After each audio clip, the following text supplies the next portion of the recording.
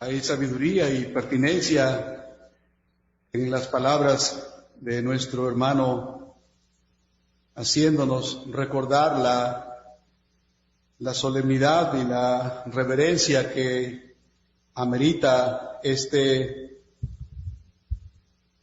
momento, esta reunión, no por ser de esta manera, por este medio, podemos o deberíamos relajarnos, sino todo lo contrario, que el llamado permanezca vigente en nuestros corazones. Hermanos, es para mí una bendición de verdad indescriptible el presentarme para compartir el mensaje de la Escritura que quiero hacer este día.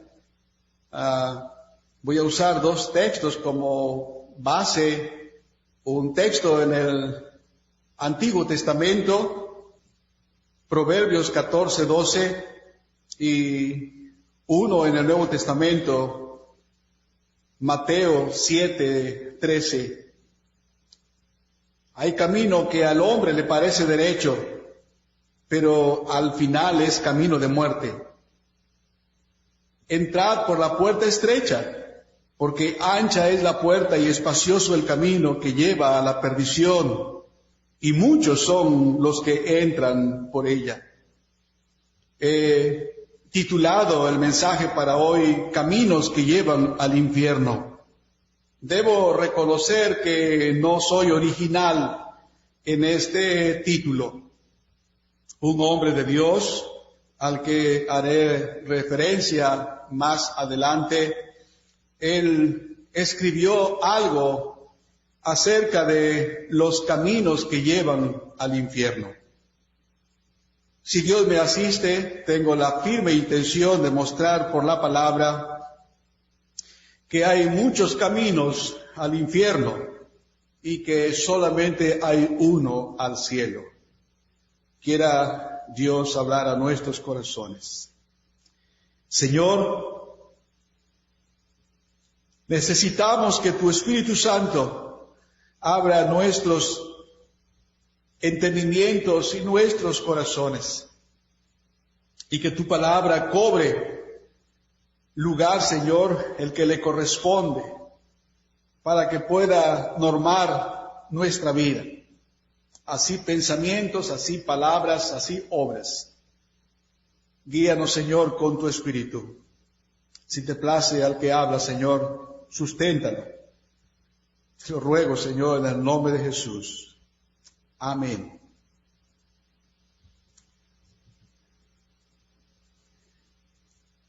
Leí acerca de las islas Gran Caimán. Sé que no es un lugar muy conocido y no muy fácil de visitar, pero en algún medio, en algún nivel de la sociedad, es un lugar muy, muy popular. Allí en este archipiélago hay un lugar al que lo llamaron infierno.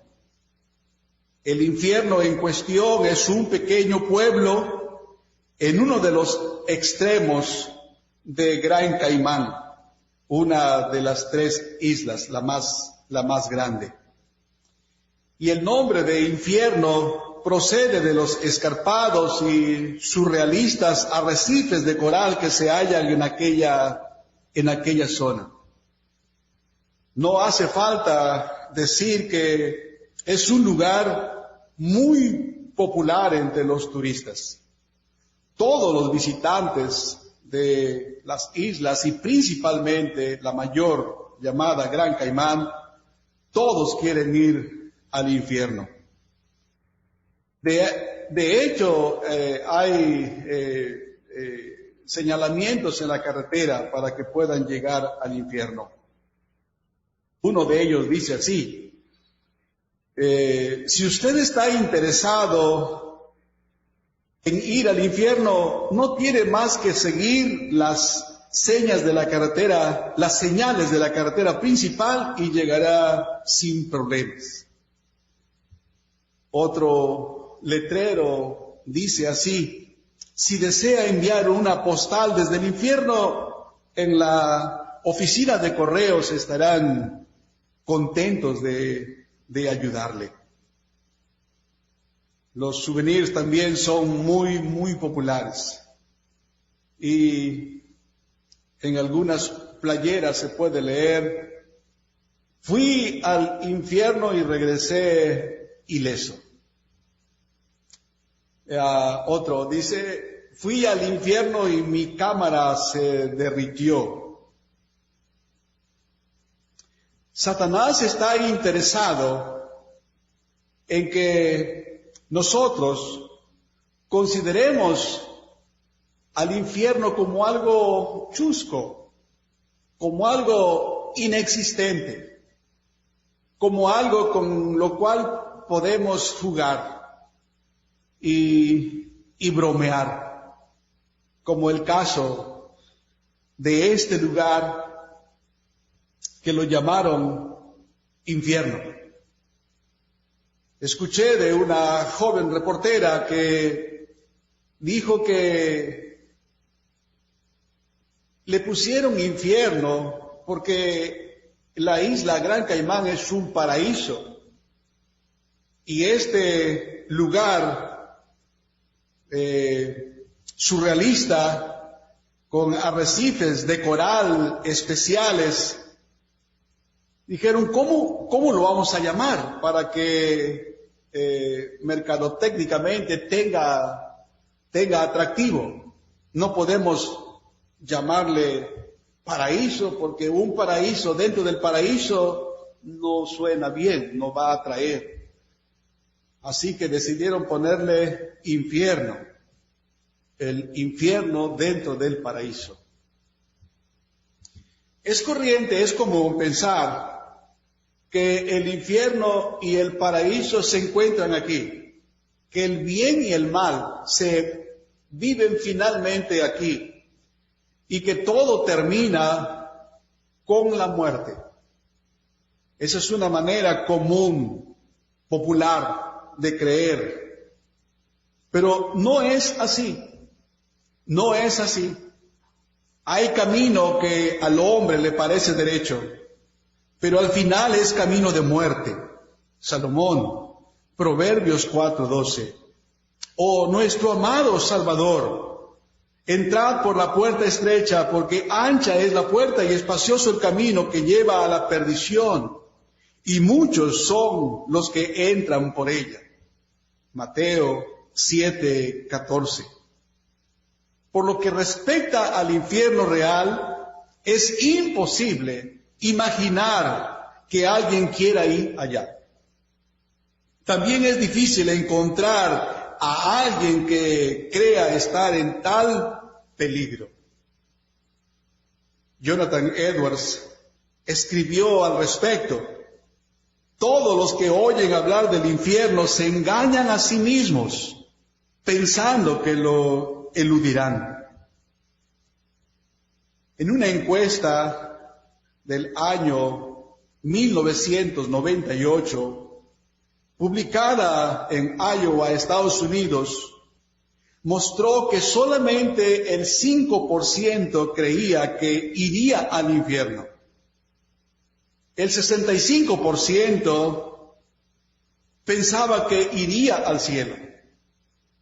El 30% restante o no estaba seguro o prefirió no contestar. Así que, siendo que el infierno es real, según lo describen las Escrituras, surgen algunas preguntas. ¿Quiénes irán al infierno? ¿Quiénes irán al infierno? No quienes merecen ir al infierno. Hay también otras encuestas.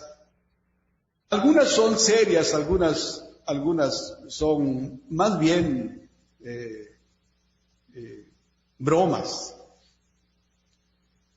preguntaron que quienes creían que deberían ir al infierno. Y bueno, mencionan a asesinos, a adúlteros, a ladrones, mencionan a dictadores, asesinos, y algunos en broma dijeron, bueno, los que conducen lento en el carril de alta velocidad. De esa manera, muchas personas conciben lo que es el infierno. ¿Qué piensan ustedes, hermanos? Si hiciéramos una encuesta entre los cristianos y nos preguntaran, ¿quién crees que irá al infierno? ¿A quiénes pondrías en la lista? ¿Dictadores, asesinos? En el siglo I tal vez mencionaríamos a Nerón. A principios del siglo IV tal vez mencionaríamos a Diocleciano. Ambos emperadores romanos, el último un impío perverso que disfrutaba ver la tortura a la que eran sometidos los cristianos. Disfrutaba ver cómo los cuerpos de los cristianos eran consumidos por las llamas o despedazados por las fieras. Si venimos al siglo XX, tal vez pondríamos a Adolfo Hitler o Stalin, o tal vez en nuestra lista pondríamos asesinos, abusadores de niños, pederastas.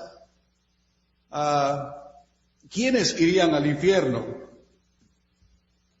Acerca de esto, John Flavel, él escribió Caminos que llevan al infierno. Caminos que llevan al infierno. Y me llamó mucho la atención, porque él no enumera nada de lo que normalmente se enumera o se menciona. 12 caminos que conducen al infierno, según el puritano John Flavel. Niños sin instrucción bíblica de sus padres. No saber nada de Cristo. Mundanalidad. Los hábitos pecaminosos. La atracción del placer sensual. Las preocupaciones por las cosas de este mundo. La presunción infundada, la religión meramente formal, el comportamiento profano o depravado, los prejuicios contra el cristianismo, la hipocresía y la confianza en la respetabilidad. Esos 12 los menciona él como caminos que conducen al infierno. Niños sin instrucción bíblica de sus padres. No saber nada de Cristo. La mundanalidad. Los hábitos pecaminosos. La atracción del placer sensual. La preocupación por las cosas de este mundo. La presunción infundada. La religión meramente formal. El comportamiento profano o depravado. Los prejuicios contra el cristianismo, la hipocresía y la confianza en la respetabilidad. Los razonamientos de este hombre no solamente son convincentes, son penetrantes, y cada uno de ellos tiene sólida base en las Escrituras.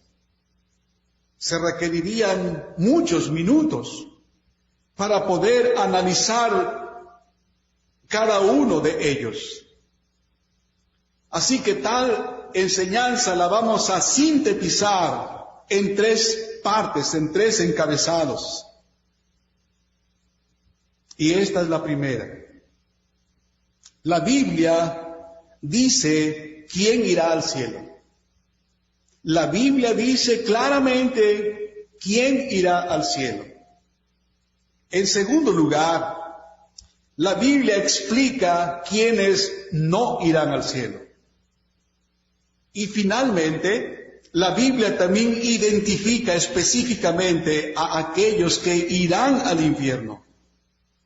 Al tratar este tema, hermanos, es de mucha importancia ir a la Biblia, no a las estadísticas, no a lo que se ha pensado a lo largo de la historia. La Biblia es mucho más confiable.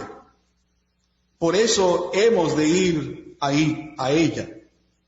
La mayoría de las personas supone que el infierno, en caso de que exista, estará reservado para la escoria de la sociedad y que casi todos, o no todos, pero la mayoría la librará. Al final saldrá ileso. Finalmente eludirá el infierno, ya sea por sus propios méritos o por la ayuda de otros. Jesús enseñó claramente lo contrario. Al final del Sermón del Monte, o casi para concluir el Sermón del Monte, Jesús hizo un llamado a su auditorio. Les dijo lo siguiente: entrad por la puerta estrecha, porque ancha es la puerta y espacioso el camino que lleva a la perdición. Ciertamente se corrobora lo que Dios dijo muchos años antes a través de su siervo Salomón. Hay camino que al hombre le parece derecho, pero el final es camino de muerte. ¿Quién irá al cielo? ¿Es posible saberlo? Esa es mi primera propuesta. ¿Quién irá al cielo? En cuanto a esta parte de la enseñanza, el Señor Jesús nos proporciona la información fundamental, la base. Y esta enseñanza básica es confirmada por otros muchos textos en todo el Nuevo Testamento. Así que vamos a empezar con lo que el Señor Jesucristo enseñó. Otra vez tendremos que ir al Sermón del Monte, en Mateo 5, el verso 3. En el Sermón del Monte, el Señor Jesús estableció algunos principios. Estos principios más tarde fueron llamados o se conocen como las bienaventuranzas. La primera de ellas dice: bienaventurados los pobres en espíritu, porque de ellos es el reino de los cielos.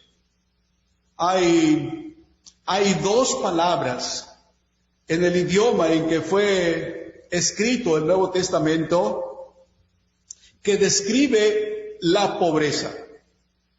Hay una que describe a un hombre, a una familia que tienen muy poco, apenas lo básico, tal vez un cambio extra, un lugar donde morar sencillo, su vestuario es un poco desgastado por el uso, va al día. Es un hombre pobre, una familia pobre, gente pobre. Pero hay otra palabra, la cual describe a una persona que no tiene nada, que no solamente tiene algunas cosas, pocas en comparación con las que otras personas tienen. La palabra que Jesús usó es la segunda, la que describe a una persona que no tiene nada. Así que, según Jesucristo, ser pobre en espíritu es estar convencido de la pobreza espiritual propia. Es darse cuenta de que se está en la miseria y en la ruina espirituales a los ojos de Dios. ¿Quiénes irán al cielo? ¿quién va al cielo? Aquel que reconoce que espiritualmente se encuentra en la ruina delante de Dios, que no tiene nada en sí mismo que lo pueda acreditar y hacer aceptable delante de Dios, ni aquí bajo el cielo, ni allá cuando termine su trayectoria en la tierra. El Señor Jesucristo, en su método de enseñanza, daba la instrucción o la lección y luego ilustraba la enseñanza, lo que Él decía, lo que Él quería decir. Y en el libro de Lucas, en el Evangelio de Lucas, el Señor nos ilustra este principio de Mateo 5:3. Allá en Lucas capítulo 18, ustedes conocen seguramente esta historia. La tenemos en las Escrituras como la parábola del fariseo y el publicano. Ser pobre en espíritu, como he dicho, es estar convencido de la pobreza espiritual propia. Es darse cuenta de que se está en la miseria y en la ruina espirituales a los ojos de Dios. Es otro modo, otra manera de decir que aún la mínima confianza en nuestra propia capacidad de reconciliación con Dios nos garantiza la exclusión del cielo y la inclusión al infierno. Y ahora Jesús nos ilustra este principio, como dije, con la historia del fariseo y el publicano, que ambos fueron al templo para orar. Particularmente lo que se menciona en los versículos 13 y 14. Mas el publicano, estando lejos, no quería ni aún alzar los ojos al cielo, sino que se golpeaba el pecho diciendo: Dios, sé propicio a mí, pecador. Hasta allí concluye la parábola. Ahora mire cómo la aplica el Señor. Os digo que no el primero, sino el segundo, descendió a su casa justificado antes que el otro. Porque cualquiera que se enaltece será humillado, y el que se humilla será enaltecido. Debemos tener presente cuál fue la razón que Jesús contó esta parábola. ¿Por qué Jesús contó esta parábola? Bueno, el por qué nos lo dice el verso 9. La contó en razón de aquellos que confiaban en sí mismos como justos y menospreciaban a los otros. Es decir, que había entre su auditorio aquellos que no se consideraban pobres en espíritu. Ellos se consideraban con recursos espirituales suficientes para presentarse delante de Dios. Más adelante, en el Sermón del Monte, el Señor estableció otro principio importante que tiene que ver con nuestro tema. Ahora se encuentra el versículo 8, la bienaventuranza, que dice así: Bienaventurados los de limpio corazón, porque ellos verán a Dios. Ver a Dios, hermanos, tiene varios niveles de significado en la experiencia de los creyentes mientras ellos viven en este mundo. Y debemos aspirar, desear en nuestro corazón ver a Dios. Y podemos decir que oscuramente vemos el obrar de Dios. Vemos la mano de Dios obrando entre nosotros, en nuestras vidas o en las vidas de los hermanos, o en su obra en lo general, y podemos decir: Dios está manifestándose, Dios está obrando. Y aunque hay varios niveles en la expresión ver a Dios, la experiencia total tendrá lugar en el cielo, cuando los creyentes verán su rostro y tendrán en sus frentes escrito el nombre de Dios. Acerca de esto, Juan dice que quien tiene esa esperanza se purifica a sí mismo. ¿Quiénes irán al cielo? Aquellos que no tienen confianza en sí mismos porque no tienen recursos espirituales que los acrediten delante de Dios.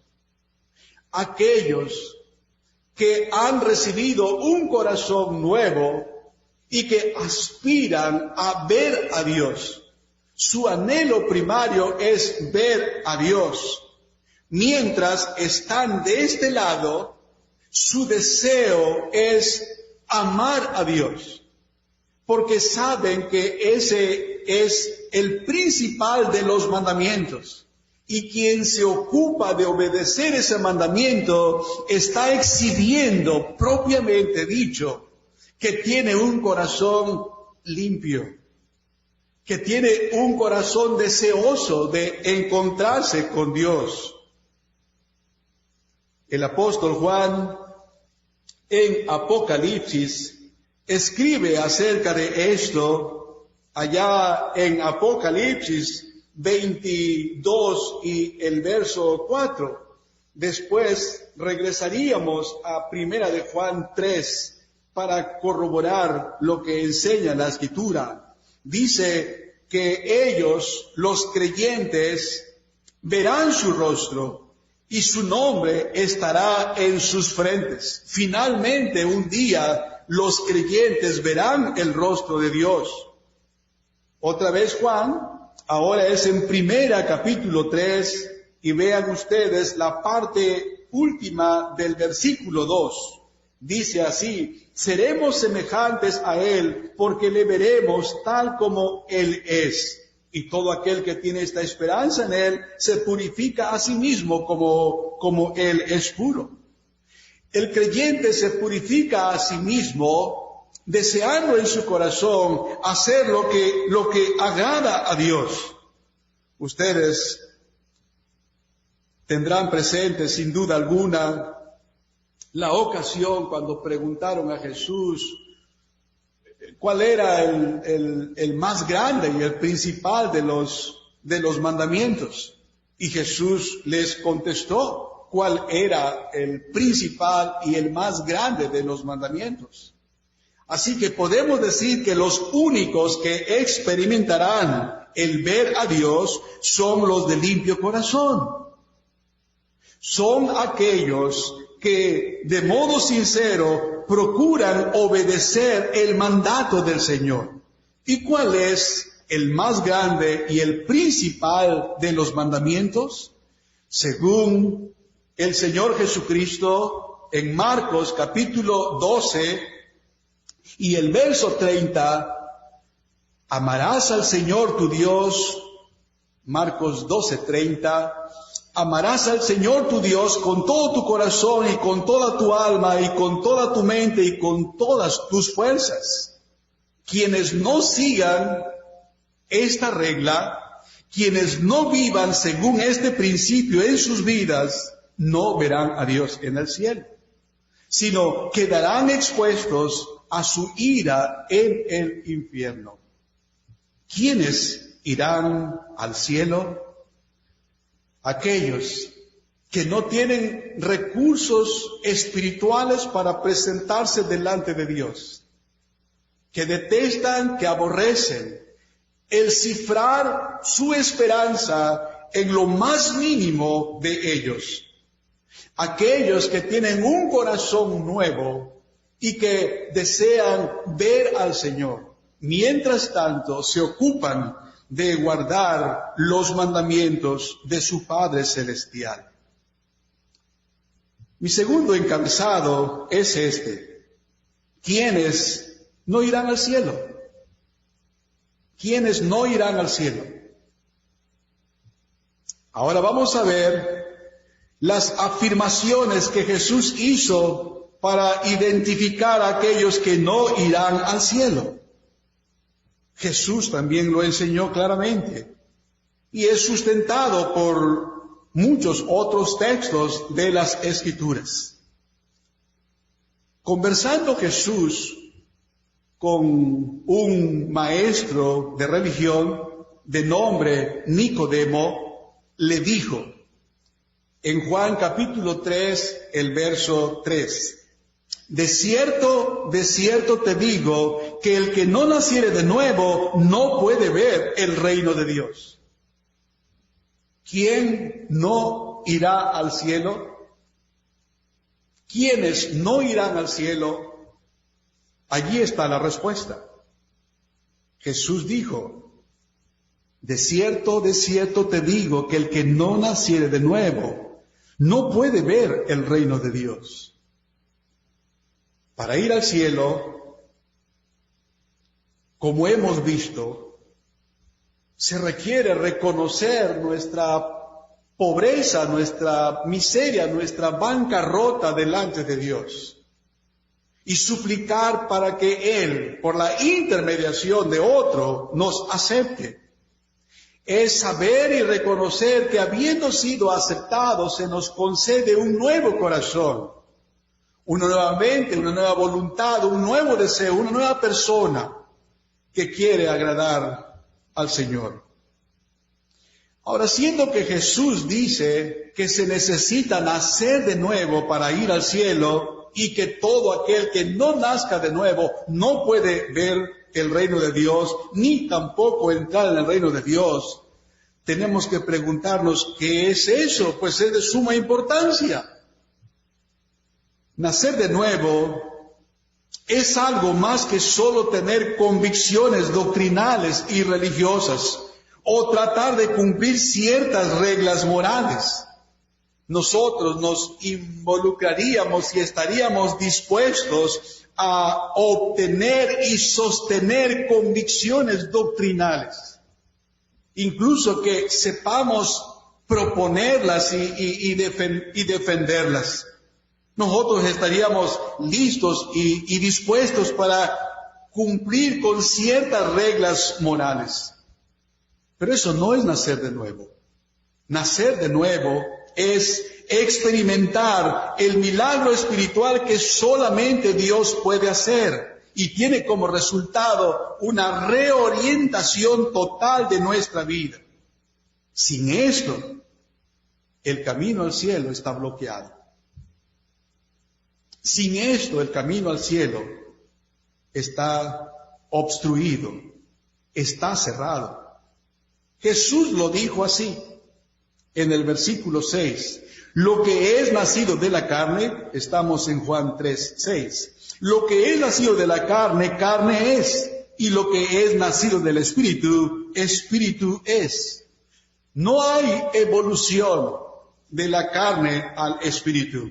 Jesús dice, lo que es de la carne, es de la carne. Para heredar el reino de los cielos, se requiere un nuevo corazón. Se requiere nacer de nuevo. La vida espiritual, es decir, la vida eterna, no se posee por naturaleza ni se puede generar de ninguna forma. Sin un milagro proveniente de la gracia salvadora, el acceso al cielo está prohibido. Sin un milagro de la gracia salvadora, el acceso al cielo está prohibido. Y por implicación, ¿verdad? El infierno está asegurado. Así de importante es el que Dios obre en nuestro corazón e implante vida. Jesús en el Sermón del Monte subrayó esta necesidad, la necesidad de una espiritualidad genuina. En Mateo 5:20, Jesús dijo, os digo que si vuestra justicia no fuera mayor que la de los escribas y fariseos, no entraréis en el reino de los cielos. He aquí la aplicación práctica del nuevo nacimiento. Hay personas que pueden proponerse y logran muchas cosas buenas, de tal manera que confían en esas cosas buenas. Jesús dijo, si su justicia, su moralidad, su religión no es mayor, no supera a la de los escribas y fariseos, no entraréis en el reino de los cielos. Hermanos, moralmente y religiosamente no era fácil superar a un fariseo. No era una tarea fácil. Los fariseos eran expertos en religión. Ellos pasaban mucho tiempo estudiando y enseñando las Escrituras, pero en su mayor parte su religión era hipócrita, satisfecha de sí misma y meramente exterior. El predicador inglés de nombre Martin Lloyd-Jones comentó acerca de ellos. El problema, cito, el problema de los fariseos fue que se interesaban por los detalles y no por los principios. Ellos se interesaron en las acciones y no en los motivos. Ellos enfatizaron el hacer antes que el ser. Ese fue el problema. Religiosamente, moralmente, ellos eran personas excelentes, de tal manera que podían confiar en sí mismos. Este es un problema. Y Jesús dijo a sus oyentes, de cierto les digo, si vuestra justicia no es mayor que la de los escribas y de los fariseos, no entrarán en el reino de los cielos. En otras palabras, hermanos, su presunta justicia, su moral no era más que una farsa. Y a todo aquel que piense jugársela entre nosotros en nuestro tiempo, a todo aquel que piense poder jugársela así delante de Dios, le espera una desagradable sorpresa en el día del juicio. Porque sin santidad, está escrito, nadie verá al Señor. Y a los que se arriesguen, Jesús les dirá, nunca os conocí, apartaos de mí, hacedores de maldad. ¿Quiénes no irán al cielo? Preguntamos. Y brevemente contestamos, quienes no han nacido de nuevo. Quienes no han nacido de nuevo.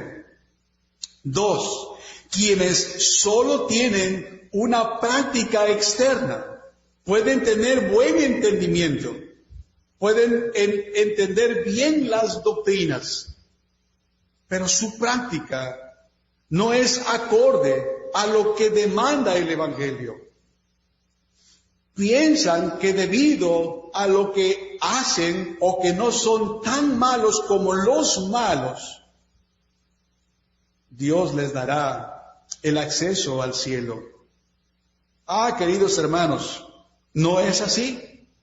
El acceso al cielo únicamente es por los méritos de Jesucristo, el Salvador de los pecadores.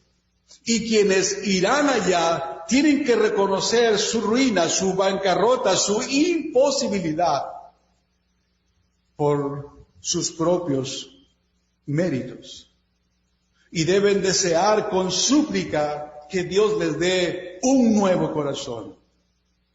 Y ese nuevo corazón se ocupará primariamente en amar a Dios con toda su mente, con todo su corazón, con todas sus fuerzas, todo su ser, pues, con toda su alma. Mi tercera propuesta es otra vez una pregunta.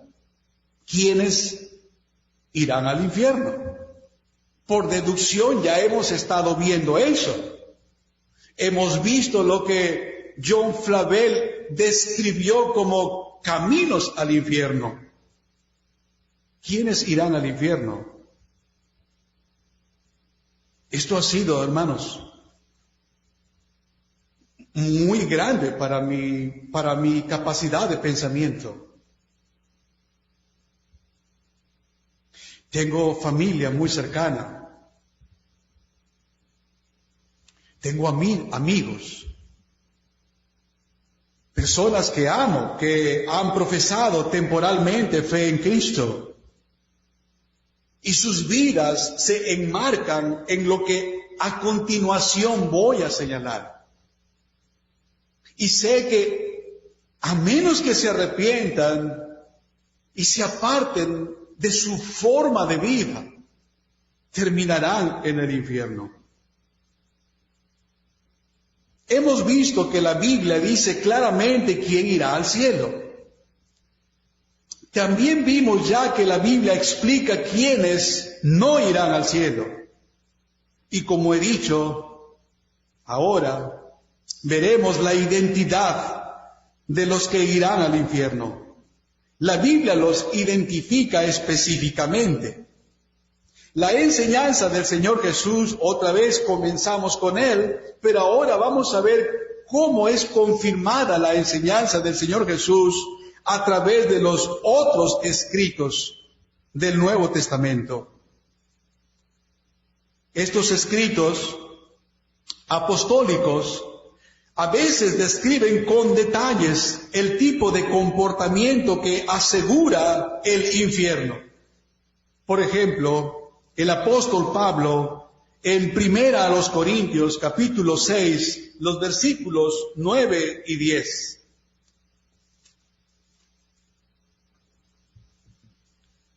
He leído anoche, una vez más, este texto en compañía de mi esposa. Vean ustedes lo que dice el apóstol Pablo aquí. ¿No sabéis que los injustos no heredarán el reino de Dios?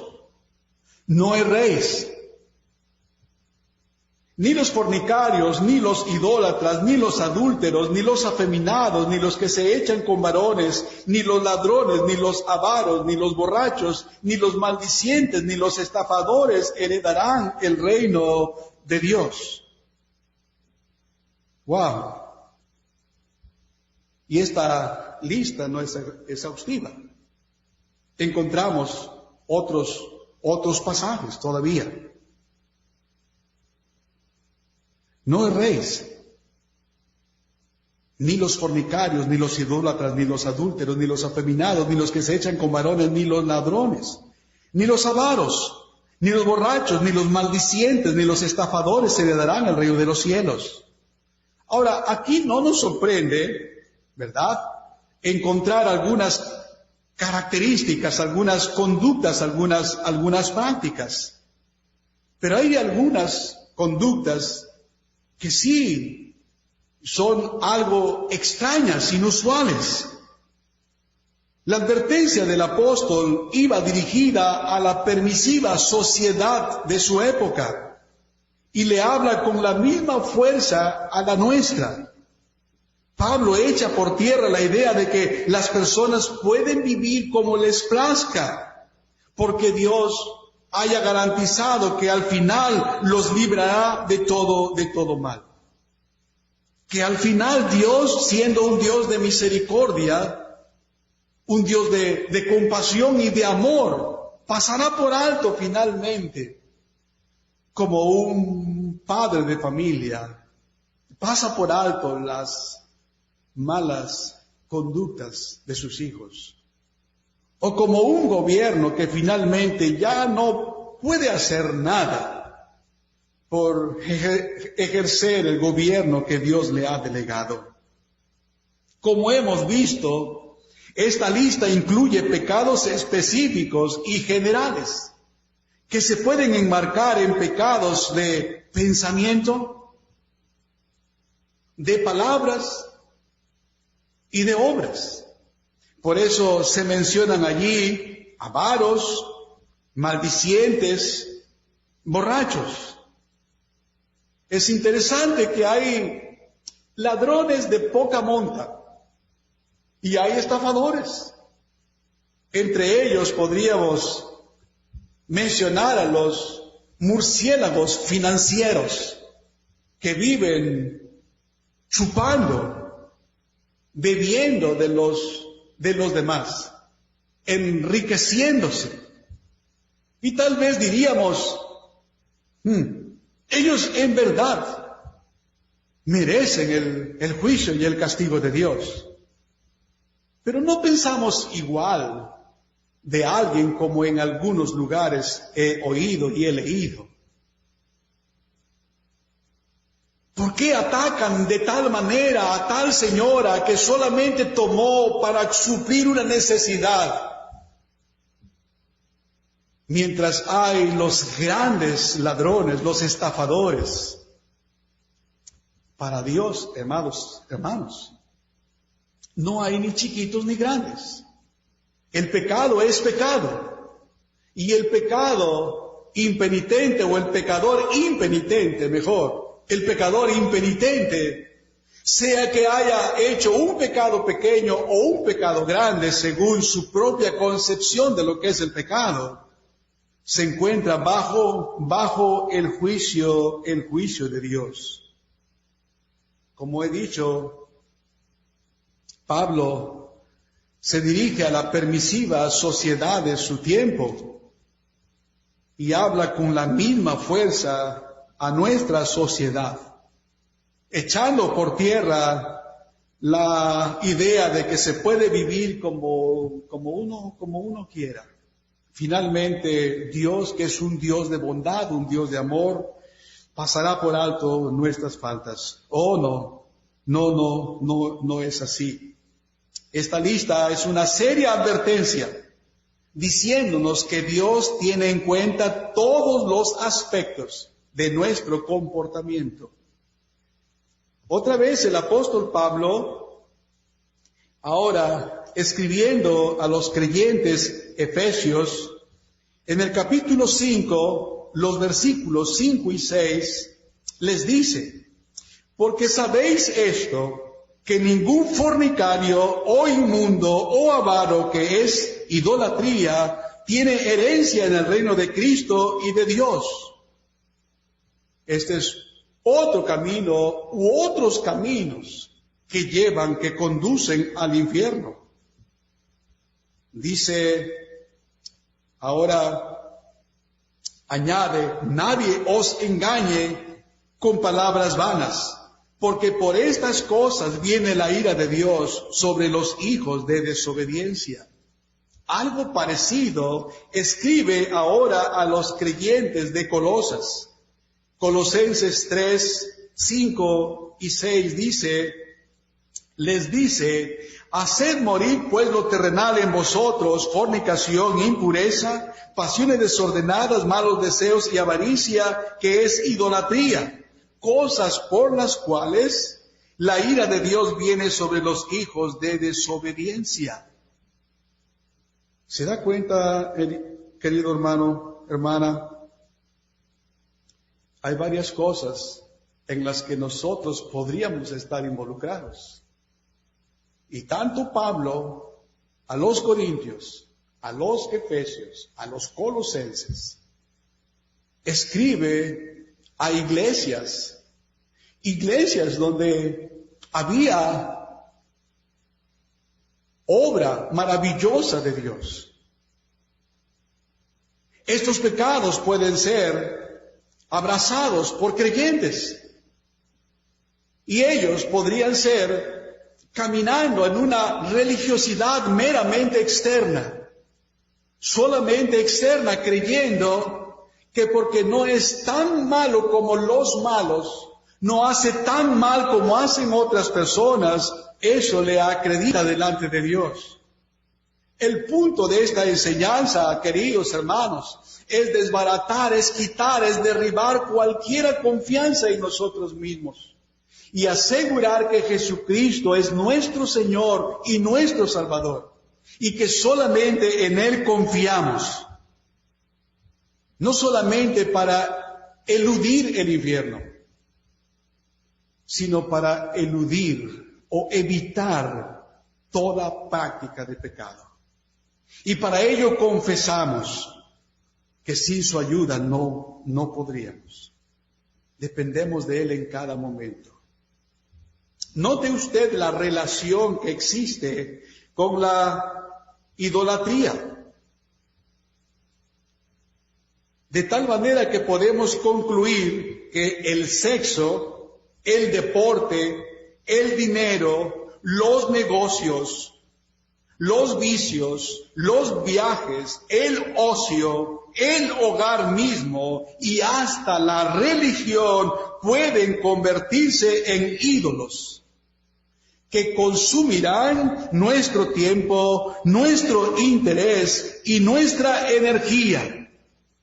Esas cosas consumen precisamente tiempo, interés y energía de una persona de tal forma que se podría decir que las ama, que las adora y que incluso son parte de sus logros.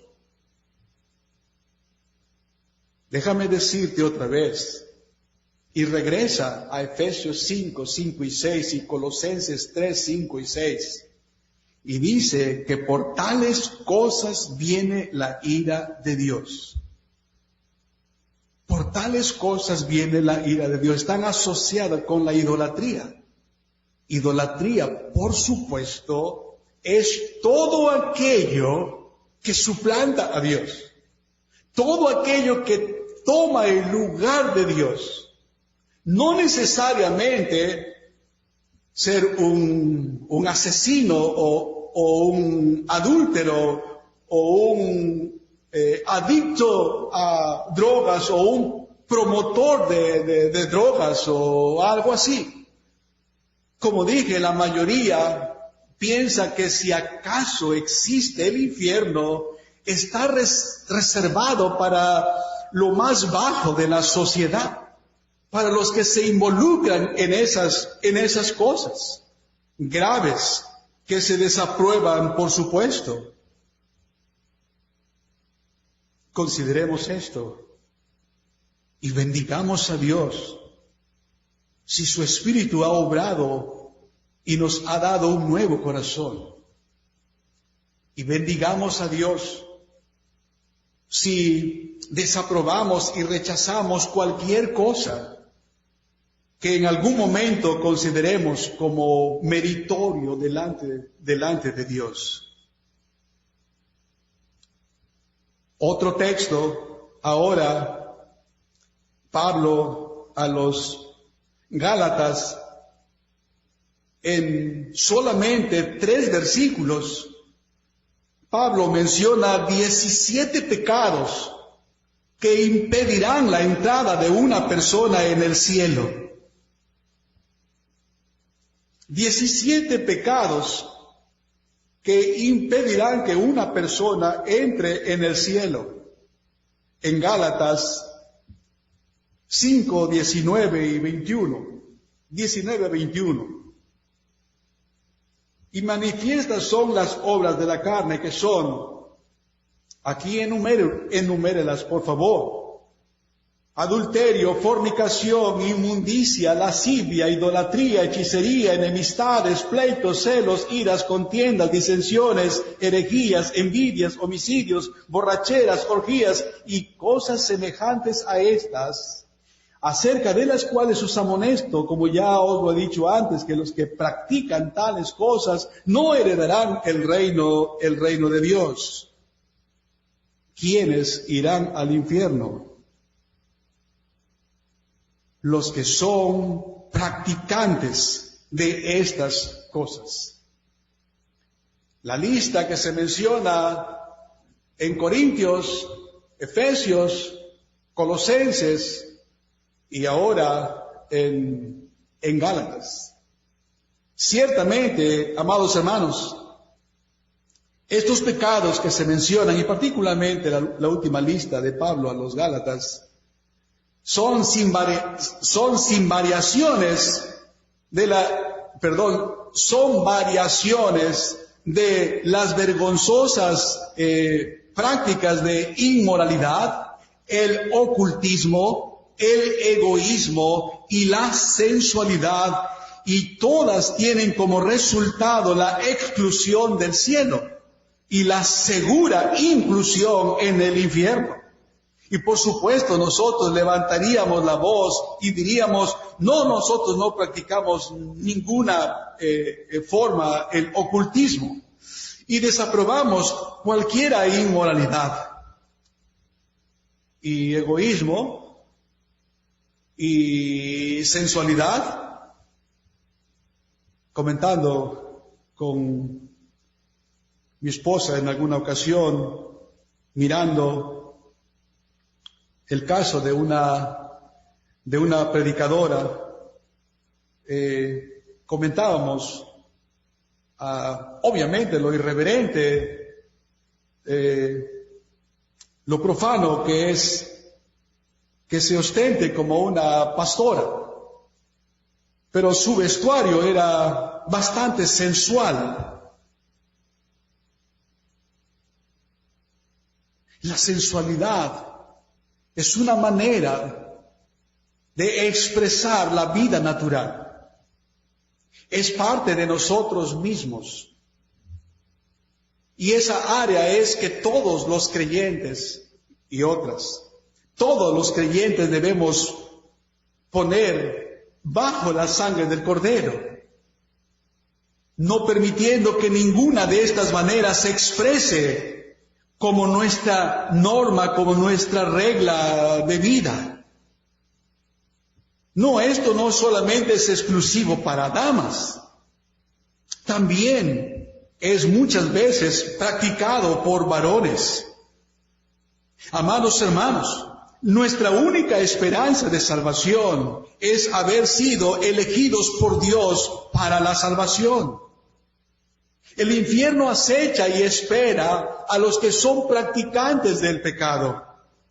Cristo Jesús vino para rescatar lo que se había perdido, para lavar en su sangre y purificar en su justicia, para que podamos tener acceso al cielo. Estas dos últimas afirmaciones que he hecho se encuentran en Apocalipsis, donde Juan dice en Apocalipsis 21-27 que en el cielo no entrará ninguna cosa inmunda o que hace abominación y mentira. Hay personas que se ostentan como creyentes, como cristianos, pero con facilidad mienten, engañan, incurren en prácticas, como dijimos, de palabra,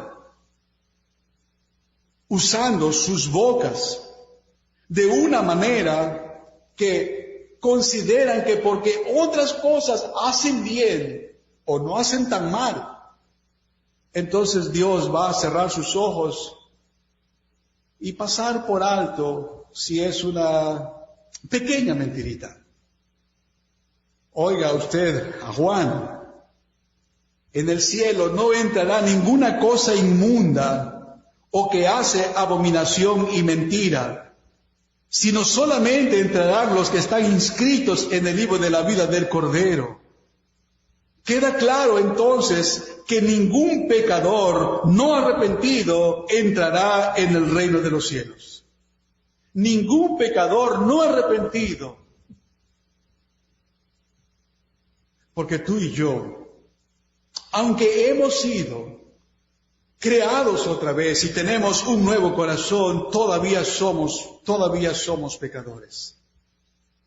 Una querida hermana puso en su estado que los cristianos no son buenas personas, sino personas viles, que fueron perdonadas y lavadas en la sangre del Cordero. No, los cristianos no son buenas personas que en sí mismos alcanzaron el favor de Dios.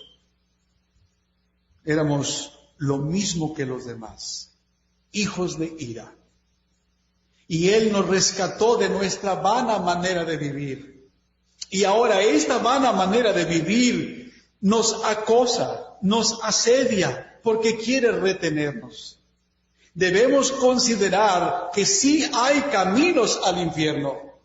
Hay caminos que al hombre le parecen derechos, pero su fin, su conclusión es muerte. El llamado de Jesús es a entrar por la puerta angosta debido que la puerta ancha que conduce al camino ancho termina en la perdición. Hay caminos que llevan al infierno. Y algunos alegan que al menos no han cometido esos pecados considerados como peores. Por ejemplo, nunca he matado a nadie. No he cometido adulterio. No soy perfecto, pero no soy tan malo como otras personas. Dios tomará en cuenta eso en mí. No es así. Jesús dijo, bienaventurados los pobres. No bienaventurados los que tienen algunos recursos espirituales o que poseen algunos rasgos religiosos. Jesús lo ilustró con la parábola de aquellos dos que subieron a adorar. Y el uno se vanagloriaba, se jactaba de lo bueno que él consideraba que era en comparación con otros que sí eran malos. En cambio, el que sí era malo, confesó, Dios, sé propicio a mí que soy un pecador. Ese es un pobre. Ese es uno que está en bancarrota. Ese es uno que reconoce su miseria espiritual delante de Dios. ¿Qué dice la Biblia acerca de esto, hermanos? Acerca de los que argumentan que no han hecho cosas tan malas. 3 cosas rápido para concluir. A los ojos de Dios, ningún pecado es insignificante. A los ojos de Dios, ningún pecado es insignificante. A los cobardes se les condena junto con los idólatras. A los ladrones de poca monta se les condena junto con los grandes estafadores. El infierno, hermanos, oigamos bien, el infierno es la sentencia preceptiva para todo pecado. No hay ninguna posibilidad, ninguna esperanza para el hombre, excepto en Jesucristo. Es Jesucristo el único que satisfizo la demanda justa de Dios. Dios lo hizo a él pecado para que los que creen esa verdad no se pierdan, sino que tengan vida eterna. Dios no considera que hay pecados y pecaditos. El juicio y el infierno es la sentencia preceptiva por todo pecado. En segundo lugar, la afirmación de que no he cometido asesinato o adulterio se viene abajo cuando se pone bajo la luz del Sermón del Monte, donde Jesús subraya la naturaleza espiritual de la ley moral de Dios. Un disgusto, un enojo, un gesto o manifestación de ira contra tu prójimo es equivalente a cometer asesinato. Una mirada de un hombre es más usual en los hombres. Una mirada de un hombre hacia una mujer para codiciarla lo equivale a adulterio. Por lo tanto, cualquiera que dice yo no he asesinado, yo no soy adúltero, si lo pone bajo la luz del sermón del monte, no tiene esperanza. Requiere un sustituto, requiere un salvador. Finalmente, hay pecados de comisión y pecados de omisión, ¿verdad? Santiago dice lo siguiente: al que sabe hacer lo bueno y no lo hace, le es pecado. Al que sabe hacer lo bueno y no lo hace, le es pecado.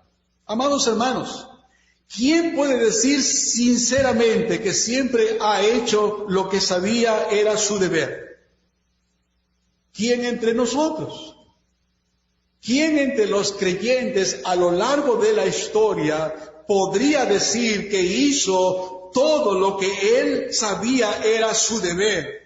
Para con su cónyuge, para con su jefe, para con sus empleados, para con sus padres, para con sus hijos, para con los necesitados, para con todos los demás. Diríamos unánimemente, ninguno podría decirlo. Ninguno podría decirlo. ¿Saben ustedes? Seguramente lo saben. ¿Saben ustedes cuál fue el pecado que llevó a la condenación a Dives, el rico? ¿Saben ustedes cuál fue el pecado que llevó a aquellos que Jesús dijo en Mateo, o dirá en Mateo 25, apartaos de mí, hacedores de maldad? ¿Qué se señala acerca de Dives? ¿Se dice que era asesino? ¿Se dice que era inmoral? ¿Se dice que era ladrón? ¿Verdad que no? ¿Cuál fue su problema? ¿Cuál fue el problema de aquellos a quienes Jesús les dirá, apartaos de mí, hacedores de maldad? En el caso de Dives, hermanos, parece ser el pensar en sí mismo, el no pensar en su prójimo. Y lo que hace que Jesús les dirá, apartaos de mí, hacedores de maldad, será lo mismo. No serán los pecados de comisión, sino los pecados de omisión. Porque le dirán a Jesús, Señor, ¿cuándo nosotros te vimos preso y no te visitamos? O desnudo y no te cubrimos. ¿Cuándo fue eso?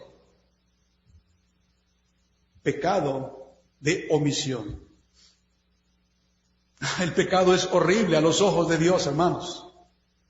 Y nadie, absolutamente nadie, puede alcanzar el perdón de Dios por sus propios méritos. El infierno no es nada atractivo como lo hacen ver en la isla de Gran Caimán. Allí ciertamente los visitantes están encantados por ir y tomar una foto y comprar un souvenir que más tarde diga que fueron en efecto al infierno. Pero en cuanto al infierno real, sería una locura que alguien diga, yo quiero ir allá. Oh, queridos, para evitar la ira de Dios en el día del juicio, sería necesario, además de haber evitado toda acción pecaminosa, haber hecho todo lo que sabemos es bueno. Y allí, queridos hermanos, ninguno alcanza la medida. Nadie en absoluto. Oh, qué maravilla es que Dios enviara a su Hijo. Oh, qué maravilla es que hayamos escuchado esa historia y que la hayamos creído con nuestra mente y con nuestro corazón. Oh, qué gran cosa es ser un hijo de Dios. Solo hay una esperanza de salvación, y esta se resume en arrepentimiento de pecado y fe en Jesucristo como el Señor y el Salvador. Oh, que Dios hablara a tu corazón. Oh, que escucharas. Y bajando tu rostro, ahora mismo, o busques un lugar reservado, sin dejar pasar muchos minutos, muchas horas, confesar a Dios que eres un miserable y que te encuentras en bancarrota, que has visto la negrura, lo horroroso, lo horripilante que es el pecado, el menor de ellos, y que quieres ser un heredero de la salvación que su Hijo trajo a este mundo. Esa es mi oración, ese es mi deseo. Oremos. Soberano Dios, tu palabra claramente nos dice que debemos entrar por la puerta angosta, porque la puerta ancha lleva a un camino espacioso que pudiera parecernos bueno y transitar por tiempo en él, que ya hemos visto que tiene ramificaciones, pues es ancho en gran manera, pero su fin es la muerte. Soberano Dios, nosotros que tenemos la bendición de leer tu palabra, abre nuestros ojos para ver, Señor, las sendas que debemos seguir, pero también las que debemos evitar, de las cuales debemos retraer nuestros pasos, y aquellas en las que debemos ser persistentes, perseverantes. Susténtanos, Señor, en el nombre de Jesús. Amén.